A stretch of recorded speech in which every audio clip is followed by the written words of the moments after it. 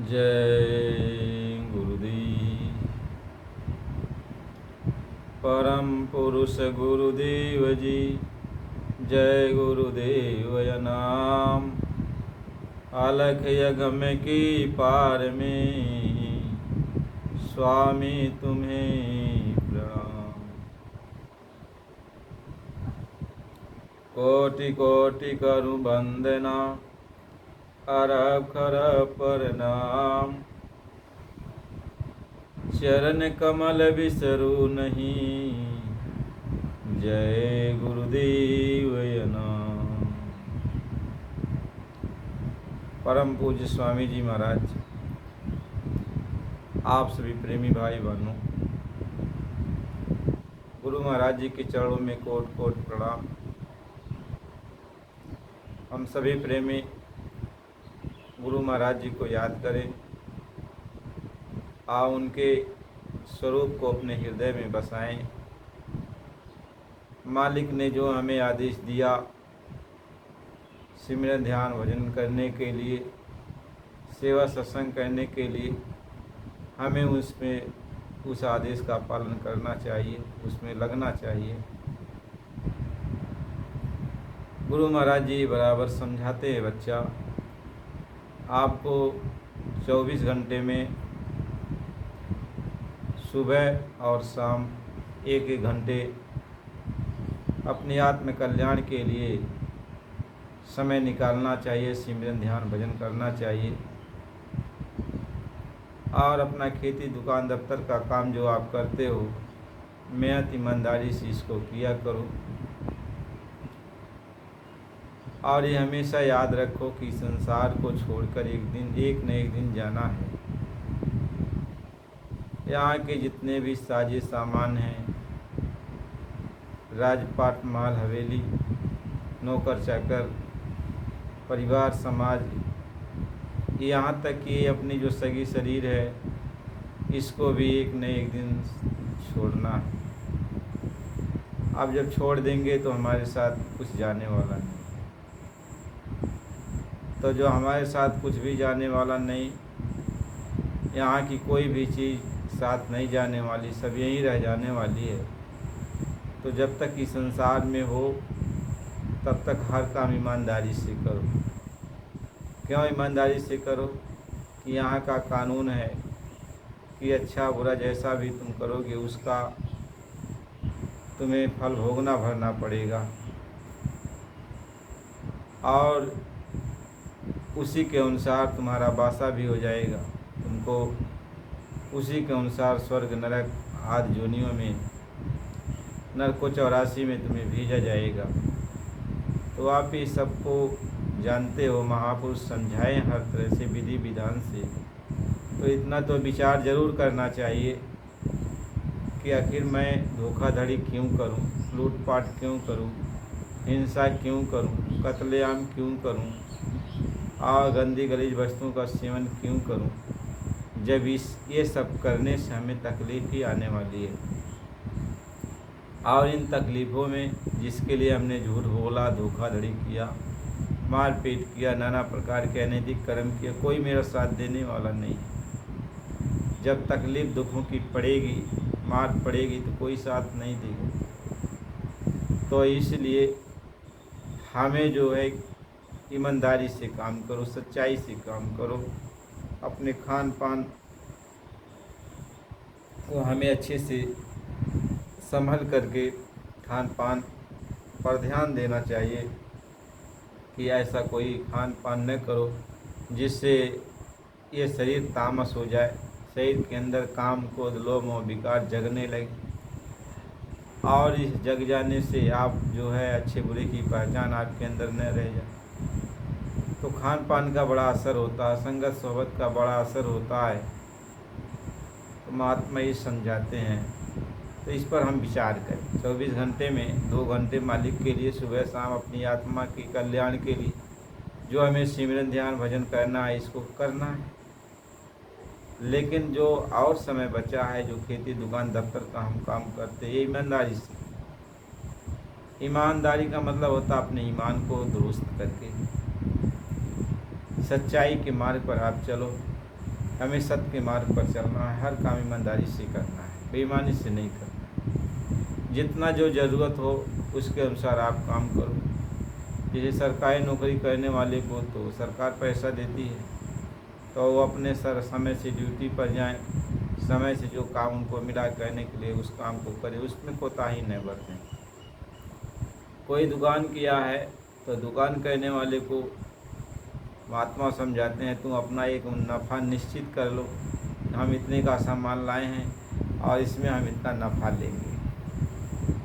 तो 1 रुपये का सामान लाए हो, यदि उसमें 15 पैसा, 10 पैसा या 4 आना तुम नफ़ा लेना चाहते हो, जितना भी तुम नफ़ा लेना चाहते हो कि इतना ये चल सकता है, तो उतना तुम नफ़ा लोगे तो उसको बेईमानी नहीं कहेंगे। लेकिन ऐसा नहीं है कि तुम आज जो है 10 पैसा या 15 पैसा या 4 आना तुम नफ़ा ले रहे हो और कल कोई इमरजेंसी ऐसी पड़ जाए तो उसी का तुम 8 आना नफ़ा लेने लगो, या उसका 1 रुपये का सामान लाए हो तो उसको 2 रुपये में बेचने लगो, तो कहते हैं इसको बेईमानी करते हैं। वह नफ़ा आप निश्चित कर लो कि चाहे घाटा हो मुनाफा हो, जैसा समय आए मार्केट में उतार चढ़ाव तो होता रहता है, लेकिन उसी के मुताबिक तो अपना नफ़ा ले लो, उसको ईमानदारी करते हैं। तो ईमानदारी से अपना काम करो। किसानों के लिए आप अपने खेती का जो काम करते हो समय समय से काम करो, समय से निराई गुड़ाई कटाई जो कुछ भी काम आप समय से करोगे, उसमें लगे रहोगे, तो धरती माँ तुम्हें जो है धन धान से अनाज से पूर्ण कर देंगी। तो हर काम ईमानदारी में से जब कोई काम आप करोगे तो हर काम में बरकत आपको मिलेगी, और जब ध्यान भजन आप करोगे तो उसमें भी बरकत मिलेगी। आपका ध्यान भजन सिमरन बनने लगेगा। महात्मा ही समझा। और सही रही सच्ची बात, ये सब तो जो कुछ भी हम करते हैं, जब हम लोग यहाँ से जाने लगेंगे तो हम लोगों के साथ कुछ जाने वाला तो है नहीं। तो जो जाने वाला चीज़ है वो क्या है, वो मालिक बताते हैं कि देखो, मैंने जो तुम्हें भगवान के नाम का भेद बताया है, इस उनके नाम का तुम सिमरन करना, उनके नाम का ध्यान करना, उनके नाम का भजन करना। तो यही सिमरन ध्यान भजन हमें करना है। कहीं यही भजन तेरे संग चलेगा, पावेगा आराम, मन तू भजो गुरु का नाम।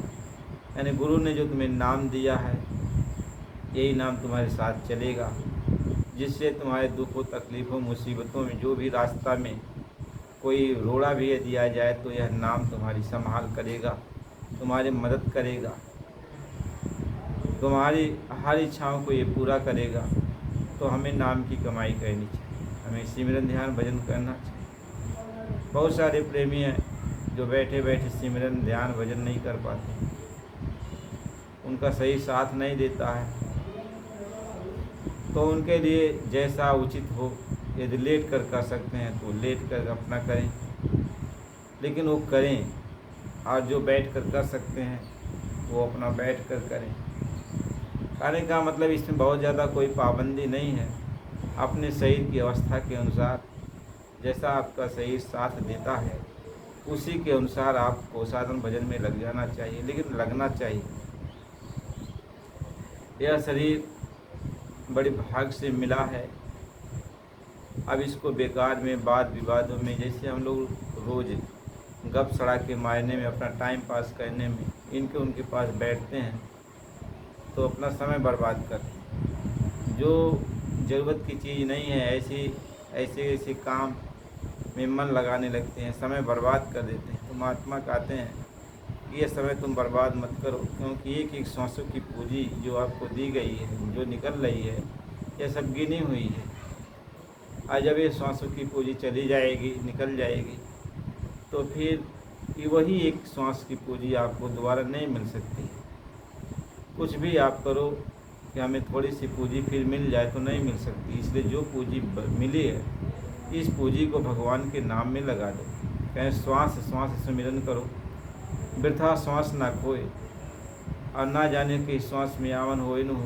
तो बेकार में इस श्वासों की पूंजी को बर्बाद मत करो। और पता नहीं कौन सा श्वास में ये आपका आवन, इस श्वास की पूंजी ख़त्म हो रही है और मान लो अब वह अंतिम श्वास आ गई जो निकलने वाली, तो आप धड़ाम से गिर जाओगे। तो ना जाने के श्वास में आवन हो न हो। तो इसलिए हमें हर श्वास की कदर करनी चाहिए, इज्जत करनी चाहिए। देखो चलते वक्त में भी श्वासें निकलती हैं, बैठने वक्त में भी श्वासें निकलती हैं, काम करते हो तब भी श्वासें निकलती हैं। जो भी काम अच्छा बुरा कोई भी करता है, जो भी करते हैं, सब भी श्वासों की पूंजी तो निकलती है। श्वास की पूंजी खत्म हो गई तो न अच्छा कर सकते न बुरा कर सकते। तो श्वास की पूंजी की आपको कदर करनी चाहिए, इज्जत करनी चाहिए। महात्मा इस बात को समझाते हैं, इसलिए हमें श्वास श्वास सिमरन करना चाहिए। यानी चलते उठते बैठते सोते जागते सिमरन का मतलब होता है मालिक की तरफ अपने ख्याल रखना चाहिए, गुरु के स्वरूप का ख्याल करना चाहिए, गुरु की बातों को याद करना चाहिए। ये ख्याल करो, काम करते रहो, नाम जपते रहो, काम भी करो और मालिक का ख्याल भी करते रहो। महात्मा इस बात को समझाते हैं, देखो सिमरन सिमरन से मन लाइए जैसे नाद कुरंग। तो सिमरन से जो है आप मन लगाइए, सिमरन से मन लाइए जो सुरभि सुतमा। तो सिमरन यानी ख्याल आप लगाइए जैसे गाय बछड़े का होता है, संबंध आपस में होता है। बछड़े पर ध्यान हमेशा गाय का रहता है। बछड़ा दूर चल रहा है फिर भी गाय का ध्यान बछड़े पर है, या बछड़ा बधा हुआ है गाय चल रही है तो भी बछड़े पर ध्यान। तो ये ध्यान है, ये ख्याल है, एक दूसरे पर लगा रहता है। इसी तरीके से वो प्रभु के तरफ, उस मालिक की तरफ, सद्गुरु की तरफ हमारा आपका ध्यान लगना चाहिए। हम अपने ध्यान को गुरु की तरफ लगाएं, मालिक की भक्ति की तरफ लगाएं। मालिक इस बात को समझाते हैं, यदि हम बराबर सद्गुरु का स्वरूप का ध्यान करते हैं। देखो भगवान को किसी ने तो देखा कि भगवान कैसा है। भगवान को तो अनाम कहा जाता है, अरूप कहा जाता है। तो भगवान का जब कोई रूप नहीं तो भगवान से भेंट कैसे कर पाओ। भगवान का कोई नाम नहीं, अनाम है, तो उसका नाम कैसे पुकारोगे उसको। तो महात्मा ये समझाते हैं कि वही भगवान जो अपना रूप बनाता है, रूप बनाता है तो सद्गुरु का रूप धारण करता है। यानी हमारे आप जैसा रूप बनाया, हमारे आपके बीच में वो आया, हमें आपको भगवान से मिलने का तौर तरीका बताया, तौर तरीका बताया। तो हम भगवान से मिलने के लिए उस तौर तरीका को अपनाएं और उस तौर तरीके से हमें भगवान का मार्ग दिखाई पड़ने लगा। अपने घर चलने का जो मार्ग दिखाई पड़ने लगा, हमें कुछ समझ में आने लगी। तो वही जो गुरु है, जो भगवान सदगुरु का रूप बना के आया, और जब हमारा गुरु से ख्याल होने लगता है, गुरु के प्रति हमारा प्रेम उमड़ने लगता है, तो वही गुरु जब अंदर में मिलता है तब सदगुरु बन जाता है। वही गुरु जब अंदर में मिलता है तो उसका नूरानी स्वरूप होता है, यानी प्रकाशमय रूप होता है। रूप तो यही रहता है, लेकिन वह जो है तब सदगुरु बन जाता है। और वही सदगुरु जब आपके साथ हो जाता है और जब आप सदगुरु का स्वरूप का ध्यान करते हैं, लगन लग जाती है, तो वही सदगुरु आगे चल के शब्द का रूप बन जाता है, यानी शब्द स्वरूप हो जाता है। और जब शब्द स्वरूप हो जाता है तो आत्मा को भी अपने में मिला लेता है, शब्द स्वरूपी बना लेता है। और शब्द स्वरूपी होकर के वह अपने घर आत्मा को लेके चलता है। अब वहाँ जाके जब अनाम देश में समा जाता है तो वहाँ कुछ नहीं रह जाता, वो अनाम हो जाता है। कहीं जो पहुँचे जानेगा वही, और काम सुनन से न्यारा है। वहाँ वही, वह जो पहुँचेगा, जो भी वहाँ पहुँचेगा वह वही जानेगा। तो जो जानेगा तो न कहने का विषय है, न सुनने कोई कह पाएगा, न कोई सुन पाएगा। तो वह बात तो हमेशा गुप्त रही, आगे भी गुप्त रहेगी, भूत भविष्य वर्तमान तीनों समय में वो गुप्त रहेगी, क्योंकि वो बात न कही जाती है, न समझाई जा सकती है, न बताई जा सकती है। तो जो पहुँचेगा, जो वहाँ पर जाएगा, वही जान पाएगा कि वो प्रभु कैसा है, कैसा नहीं है, क्या है। तो वह रूप का वर्णन तो नहीं किया जा सकता, लेकिन जो रास्ते के पड़ाव दर पड़ाव हैं उसका वर्णन वह मालिक करता है। तो मालिक के वचन को मान करके हम लोग उस रास्ते पर चलने की कोशिश करते हैं कि चलो उस रास्ते पर हम लोग चलें। और सबसे बड़ी बात यह है कि हमें संगत सोबत का ध्यान देना चाहिए। जब हम नाम दान ले लिए, जब हम सदगुरु के हो गए, तो हमें अपनी रहनी गहनी पर ध्यान देना चाहिए। हमारी रहनी गहनी ठीक ठाक रहेगी तो हमारी तरक्की ठीक ठाक से होगी, जल्दी होगी। यदि हमारी रहनी गहनी ठीक ठाक नहीं है तो तरक्की बहुत लेट हो जाती है। इसलिए अपने घर चलने के लिए, परमात्मा से भेंट करने के लिए, मालिक से मिलने के लिए हमें अपनी रहनी गहनी को सही रूप से सुधारना चाहिए। वैसे सुमिरन ध्यान भजन की बात है तो आपकी अवस्था जैसा है वैसा आप करो। लेट लेट के कर सकते हो तो लेटे लेटे करो, यदि आप बैठ नहीं सकते हो तो लेटे लेटे करो। रोक टोक कुछ नहीं है, बशर्ते यदि आप बैठ के कर सकते हो तो बैठ के करो, नहीं तो लेटे लेटे भी आप सुमिरन ध्यान भजन कर सकते हो। और मालिक को कोई इस पर आपत्ति नहीं होती। बस आपका ख्याल मालिक से लगा रहे, जुड़ा रहे, मालिक के प्रति आपका ख्याल बने रहे। तो गुरु महाराज जी इसी बात को समझाते हैं। लेकिन हम यहाँ इस संसार में तर्क में, लड़ाई झगड़ा में और नाना प्रकार की चीज़ों में उलझ जाते हैं, आपस में वाद विवाद में फंस जाते हैं, छोटा बड़ा कहने में फंस जाते हैं। देखो, भगवान न छोटा है न बड़ा है, भगवान जैसा है वैसा ही है। जो भी जैसे भी जिस मार्ग से भी भगवान के पास पहुंचा तो भगवान जैसा वैसा ही तो उसको दिखाई पड़ेगा। तो भगवान एक है। हम जैसा चश्मा लगा लेते हैं वैसा भगवान को देखते हैं। हमारा जो है जैसा विचार भाव बन जाता है उसी के अनुसार हम भगवान को बनाते बिगाड़ते हैं। लेकिन सच्चाई तो यह है, उस स्थान पर जो भगवान है, जो मालिक है, वह आज भी वैसा है, कल भी वैसा रहेगा, भविष्य में भी वैसा रहेगा। तो वह अचल है या विनाशी है। तो हमें उसी भगवान पर, भगवान के प्रति, भगवान के भरोसे हमें अपने ध्यान ख्याल को लगाना चाहिए, उनके भरोसे हमें चलना चाहिए, भगवान की भक्ति में लगना चाहिए। और को बड़ छोट कहत अपराधु और सुन गुण भेद समझिए साधु। किसको छोटा किसको बड़ा कहा जाए, तो छोटा बड़ा कहने में तो अपराध लगता है। इसका भेद तो साधु महात्मा ही समझ सकते हैं, जो पहुँचे हुए हैं, जो आते जाते हैं। लेकिन बहुत सारे लोग विवाद में पड़ जाते हैं कि हमारे गुरु बड़े हैं, तो कहते हैं हमारे गुरु बड़े हैं, वो कहते हैं हमारे गुरु बड़े हैं। तो बड़े बड़ाई के चक्कर में साधन भजन सब छूट जाता है। शंका वैसे तो यह संसार ही शंकालु है, जरा जरा सी बातों में शंका होने लगती है। तो कोई यदि शंका धराता तो शंका तो अपने आप आ जाती है।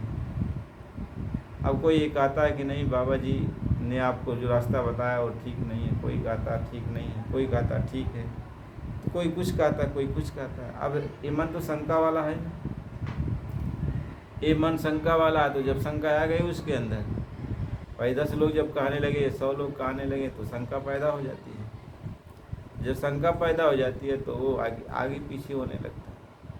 यानी जो श्रद्धा के साथ वो भक्ति कर रहा था वह श्रद्धा हट जाती है, अब आगे पीछे करने लगता है। आगे पीछे वो ऐसे टाल मटोल करने लगता है, क्या सही क्या गलत, क्या सही क्या गलत। महात्मा ये समझाते हैं, अब तुम्हारी भाव भक्ति सूखने लगेगी, प्रेम भाव सूखने लगेगा, आग बीच में उसको सही गलत को साबित करने में लगे रहते हैं। लेकिन महात्मा वो समझाते हैं कि ये संकालु देश है, शंका का घर है, इसमें पग पग पर, ये काल माया का देश है, तो हर पग पर आपको शंका दिलाई जाएगी, दुविधा दिलाई जाएगी कि ताकि आप भक्ति भाव छोड़ दो, गुरु भक्ति छोड़ दो। अब कोई ये थोड़ी कहेगा मैं काल हूँ, मैं इसलिए आया हूँ, यह बात मैं समझा रहा हूँ। लेकिन तुम्हें खुद सोचना है कि जो मेरे प्रेम प्यार में, मेरे भक्ति के मार्ग में जो रोड़ा पैदा करता है, जो मेरे भक्ति भाव को आगे नहीं बढ़ने देना चाहता है, तो समझ लो रुकावट डालना।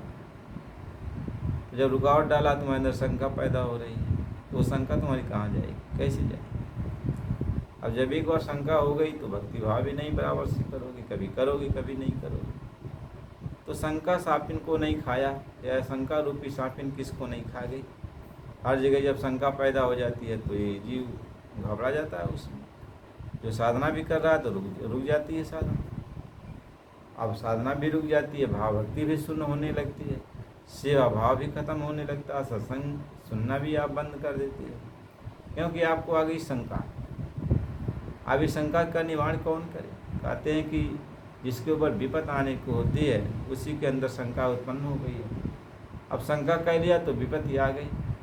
कहीं कहीं दुविधा जाके मन बसो दयावंत जीव नहीं, कबीर त्यागो ताहि को भूल देव मत माँ। जब दुविधा आ जाती है तो महात्मा खुद कहते हैं कि अब तो मैं जो दुविधा में जब वो पड़ गया तो मालिक भी ख्याल नहीं करते। और इधर जब दुविधा तुमको आ गई तो काल भी तो ख्याल नहीं करेगा। तो दुविधा में दो गए, माया मिली न रहा। दुविधा में आपका अच्छा भी था वह भी चला गया, वह भी चला गया। तो जो आप भाव भक्ति कर रहे थे वह भी चला गया। महात्मा ये समझाती काल देश है, यह खटपट यहाँ होते रहता है। एक राजकुमार था, स्वामी जी महाराज ने कहानी सुनाई कि वह घोड़े पर चढ़ के जा रहा था, तो ऐसे दोपहरी का समय हो गया तो उसको प्यास लग गई और घोड़े को भी प्यास लग गई। तो वह देखा कि एक किसान राहट चला रहा है, यानी कुएं से पानी निकाल रहा। तो घोड़े को लेकर गया, कहा कि हमारे घोड़े को पानी पिलाओ। तो जब राहट से पानी निकलता था और पानी वो गिराता था तो उसके बाद जब आवाज़ राहट की होती थी तो घोड़ा मुंह हटा लेता था। जब पानी गिरने लगता था तो आवाज़ होती थी, तो घोड़ा मुंह हटा लिया। ऐसे ज़्यादा समय बीत गया और घोड़ा पानी नहीं पी पाया। तो राजकुमार ने कहा किसान से कि किसान तू ये खटपट जो होता है नहीं इसको बंद कर। तो किसान ने कहा कि हे राजन, हे राजकुमार, यदि खटपट मैं बंद कर दूंगा तो पानी नहीं निकलेगा ना।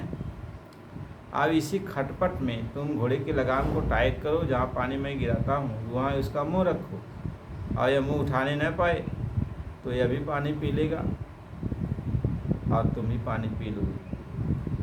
तो राजकुमार ने वैसा ही किया, घोड़े की लगाम को टाइट किया और घोड़ा का मुँह जहाँ पानी गिर रहा था वहीं पे रखा और इसके बाद घोड़ा भी पानी पी लिया। फिर इसके बाद राजकुमार ने भी पानी पी लिया। तो महात्मा कहते हैं खटपट का देश है, यहाँ कुछ न कुछ होता रहेगा और जब कुछ होता रहेगा तो ये सोचो कि हमें घर से झगड़ा ख़त्म हो जाए, घर की लड़ाई ख़त्म हो जाए या और हर तरह से सब बात मेरी ठीक ठाक हो जाए तो मैं भजन करूँगा। तो महात्मा कहती है कभी हो ही नहीं सकता, यह तो अधूरी का देश है, यहाँ पूरा तो कुछ हो ही नहीं सकता है। तो कुछ न कुछ हमेशा लगा रहेगा। तो इसी खटपट में, इसी उधेड़ बुन में तुम अपना भजन कर लो, अपना मार्ग निकाल लो और मालिक के बताए हुए रास्ते पर आप चल पड़ो तो आपका कल्याण हो जाएगा, आप अपने घर पहुंच जाओगे। और यदि ऐसा नहीं करोगे, हमेशा ही कहोगे कि एकदम परम शांति घर में आ जाए, हर तरह से ठीक ठाक हो जाए तो मैं भजन करूँगा, तो महात्मा कहते हैं ऐसा कभी होता नहीं है, क्योंकि अधूरे का देश है, यह अशांति का देश है।